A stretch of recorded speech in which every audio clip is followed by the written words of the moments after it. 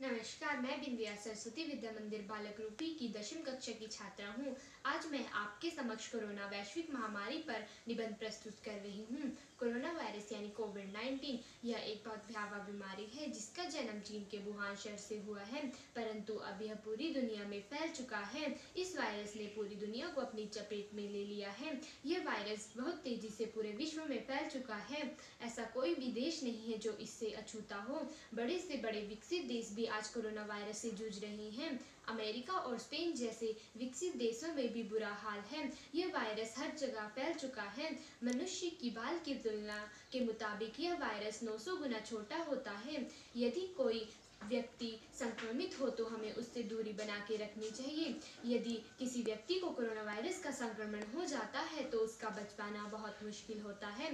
Corona virus के लक्षण WHO यानी वर्ल्ड हेल्थ ऑर्गेनाइजेशन के मुताबिक यह वायरस बुखार, जुकाम, खांसी और सांस लेने में तकलीफ, ये सब इसके लक्षण हैं।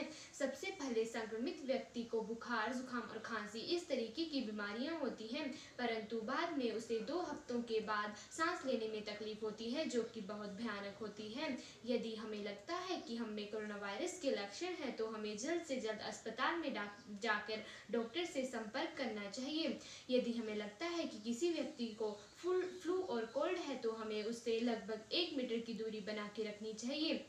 यदि किसी व्यक्ति को कोरोना वायरस का संक्रमण होता है और वह व्यक्ति किसी वस्तु को छूता है और अन्य व्यक्ति भी उसी वस्तु को छूता है तो उसमें कोरोना वायरस का संक्रमण हो जाता है। इसके लिए हमें अपने घरों से कम बाहर जाना चाहिए और सभी लोगों से 1 मीटर की दूरी बना के रखनी चाहिए। यह वायरस सबसे अधिक बूढ़ों और बच्चों को प्रभावित करता है। इसके लिए हमें अपने घर के बूढ़ों और बच्चों का खास ख्याल रखना चाहिए। इस कठिन समय में हमें अपने घर के आसपास के गरीब लोगों की मदद करनी चाहिए। हमें उन्हें खाना और मास्क प्रदान करके उनकी अलग अलग कार्य करके मदद करनी चाहिए। हमें इस कठिन समय में अपने आप को स्वच्छ एवं स्वस्थ बनाना होगा।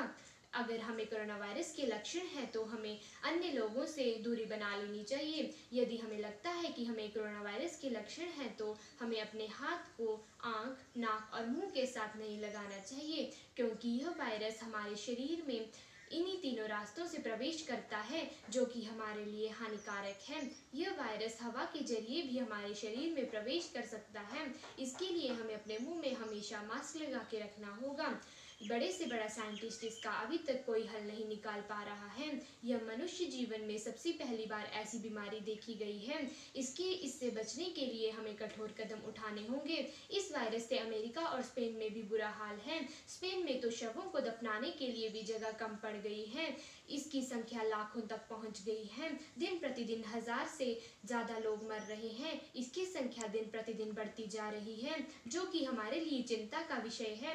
इसके लिए हमें इससे बचना होगा। हमें कुछ कठोर कदम उठाने होंगे। हमें अपने आप को स्वस्थ रखने के लिए अपने घरों से कम बाहर जाना होगा। हमें अपने आप को घरों में ही रखना होगा। हमें ऐसी जगहों में जाने से बचना होगा जहां पर बहुत भीड़ भाड़ हो। हमें अपने मुंह में हमेशा मास्क लगाना होगा ताकि हमें किसी भी व्यक्ति से संक्रमण ना फैले या फिर हवा से भी हमें संक्रमण ना फैले। यदि हमें लगता है कि हमें जुकाम है तो हमें अपने मुंह में हमेशा मास्क लगा के रखना होगा।